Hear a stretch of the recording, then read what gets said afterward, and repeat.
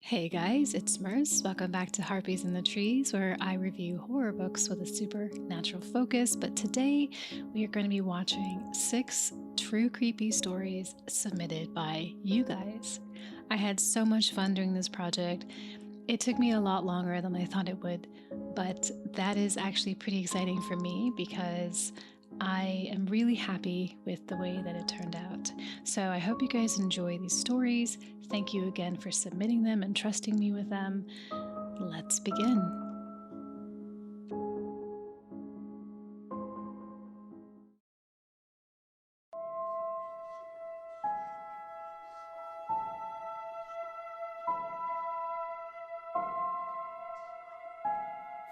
This story was narrated to me by my mom. It happened to her and my grandmother. But my grandmother never talked about it because she was really superstitious.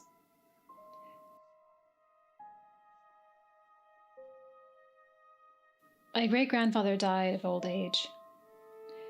Not from sickness of the mind or anything like that, just old age. When people are really close to dying, naturally they tend to sleep a lot. So my great-grandfather had reached that state of sleeping all the time. During his few waking moments, he started saying strange things that didn't make any sense to my family. During a dinner, he insisted that a friend of his would come and take him to go for a drink. But my mom and grandma hadn't told him that his friend had died a few days earlier. A couple of days later, he woke up during the night and started screaming that the curtains in his room were on fire and they should do something immediately. But the curtains were not on fire, and they eventually calmed him down and everyone went back to bed.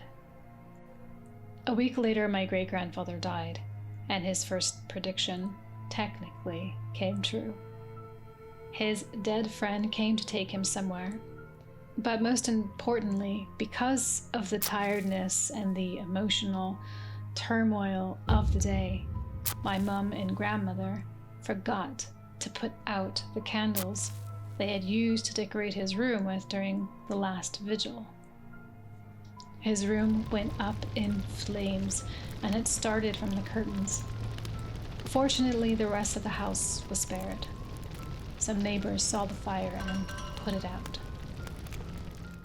My mom always insists that if she had paid more attention, maybe more of my great-grandfather's ramblings would have made sense.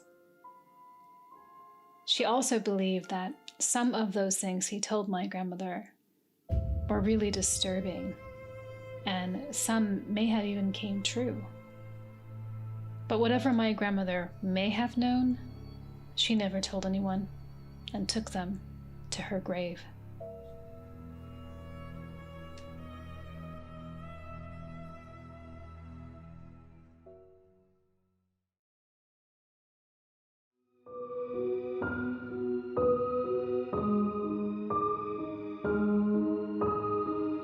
I had some unexplained things happen to me, but this was one of the most creepiest.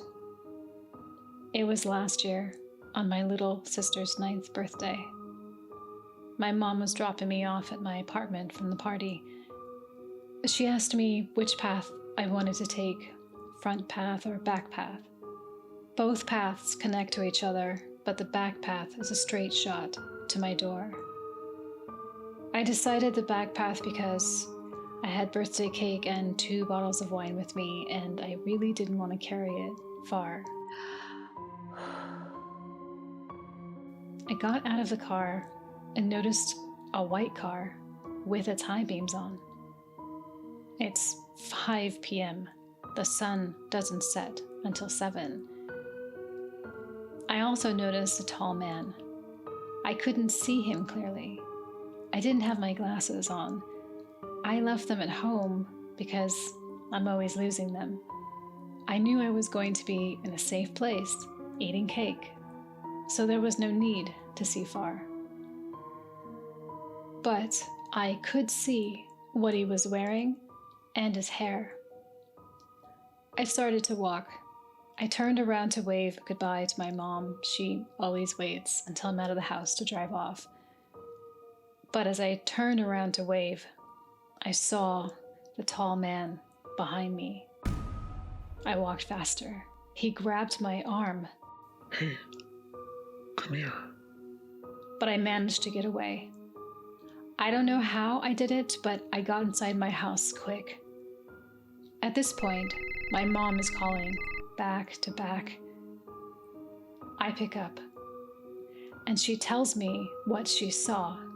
The man ran to the front path to cut you off, and another guy who was with him was directing him where to cut you off from.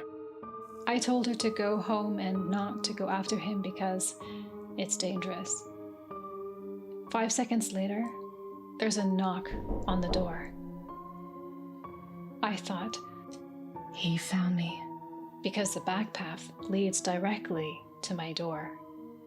I looked through the peephole, and it was my fiancé. I began to cry, telling him what happened.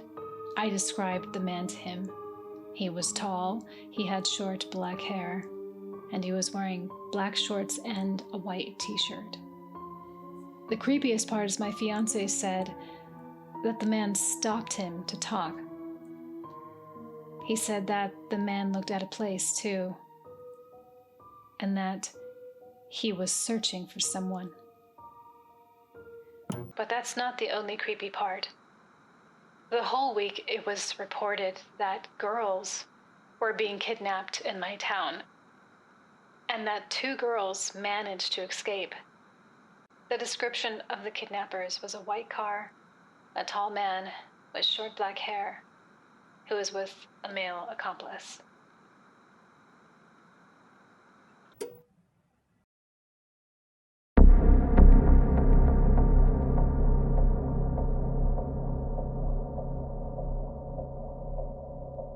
When I was maybe 15 or 16, my sister moved out of my parents' house, and I got to move into her room, which was a little bigger than mine. This room also happened to be my dad's room when he was little, but nothing creepy or weird ever happened to him in there. But once my sister moved in, the room was always cold, at least 10 degrees colder than the rest of the house. She had an interest in the occult, and so did I. But she was maybe not as respectful as she should have been. I don't know if something attached itself to her because of that, or just liked her energy, but it decided to stay when she moved out. Stay with me. It started innocently enough, phantom hands patting my blankets at night, objects moving around the room. But one night, I was awoken to someone whispering my name over and over. Natalie. Natalie. I was so irritated by this point that I sat up and shouted, "What?" Standing at the foot of my bed was the apparition of a man in loose clothing. He looked normal, as far as I could tell, but then his face started melting off, dripping like candle wax down his bones and onto his shirt. I made some kind of disgusted noise, thrusting my head under my blanket and throwing my pillows in the direction of the apparition. Then I froze when I heard the delighted laughter of small children.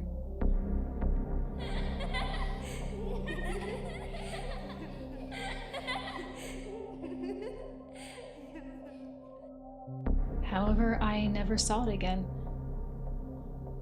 And if I heard or felt anything, I would just tell it to shut up. Because a girl needs her sleep.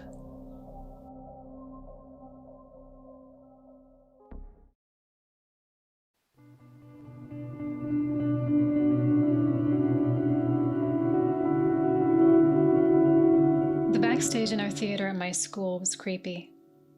There were no lights, it had low ceilings, and clutter just about everywhere you looked. It was already scary. But the small door we found behind an old set piece was even scarier. During a rehearsal, while the teachers were in the audience watching other students and were unable to see us, me and my friend managed to pry open the small door. Upon opening it, we realized it led to a hallway behind the stage.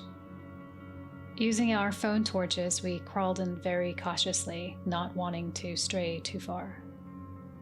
This hallway was like a snapshot out of time, still decorated exactly the way it was when the school opened. We thought it must have been sealed off during the renovations years ago.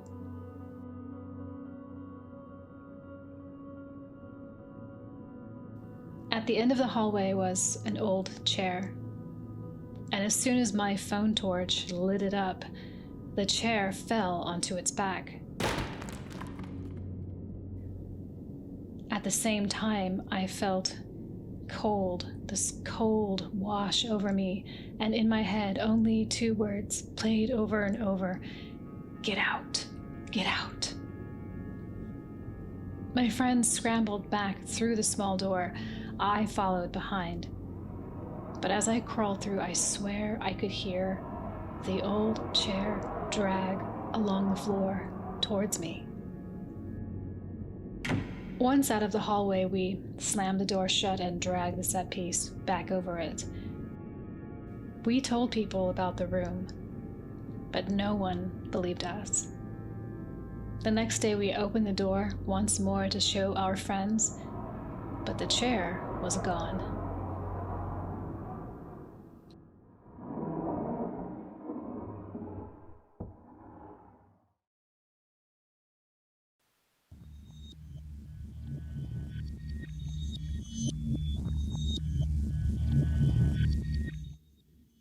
I was 14 years old when this happened. I was living in apartments, and I just came home from school. I did my homework, and I asked my mom if I could go to my friend's house.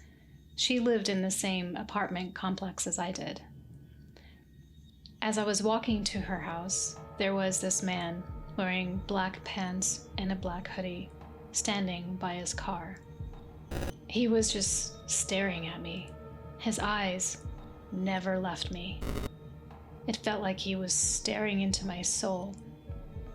I got super creeped out, so I quickened my pace. I made it to the building where my friend lives, but something in my gut told me to turn around, and as I did, the same man was now standing in front of my friend's building. I ran up the stairs and pounded on my friend's door. Once she opened the door, I ran in. She was worried about what was going on, so I told her about the man standing outside and if she knew him or if he lived here. And she said she had never seen him before. Then we heard the front door lock start to jiggle. I looked through the peephole and it was the man. He kept saying the creepiest thing. Let me in, sweetheart. Nothing's gonna happen to you. He pounded on the door harder and harder. I literally thought, one more hit to the door, and he's in the house. My friend called the cops, and they came and arrested him. The police said he was wanted for armed robbery, and I actually don't even want to mention the rest of the things he was wanted for, but I'm sure you can imagine what they were. Thank God my friend and I were safe. I'm just glad she was home I don't even want to imagine what would have happened if she wasn't.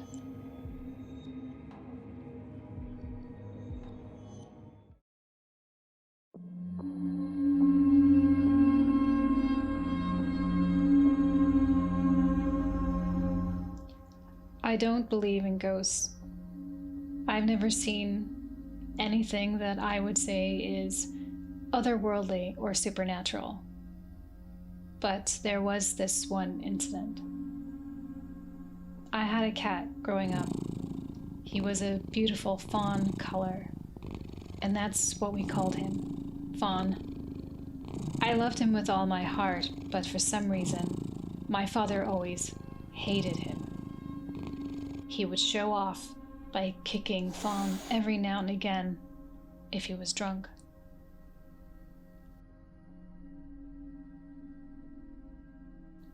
Fawn was brilliant at catching and killing mice, and he would always eat them. This led my father to believe that our house had a mouse problem. So he bought mouse poison and left it in all the corners of the house.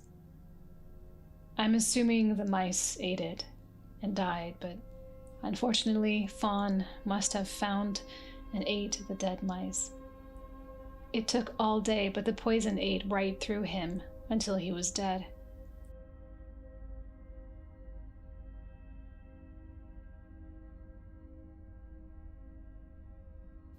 My brother and I buried him in the backyard. No sooner was he gone, my father threw all his cat stuff out on the back deck. I could see his cat bed and dish and litter box through the glass door as we all sat down to eat dinner. My dad was especially drunk that night. When it got dark and the moon was in the sky, a ghost white cat ran out of the shadows onto the deck and started sniffing around Fawn's things. I should have kept my mouth shut and just gone outside to pet him, but I pointed him out to my family. Immediately, my drunk-ass father got up with some bones from his plate, opened the door and threw them, and screamed at the cat. Go away and die like the rest of them. The ghost white cat ran away into the shadows. Like I said, I don't believe in ghosts, but whenever I think of that incident, it always makes me wonder.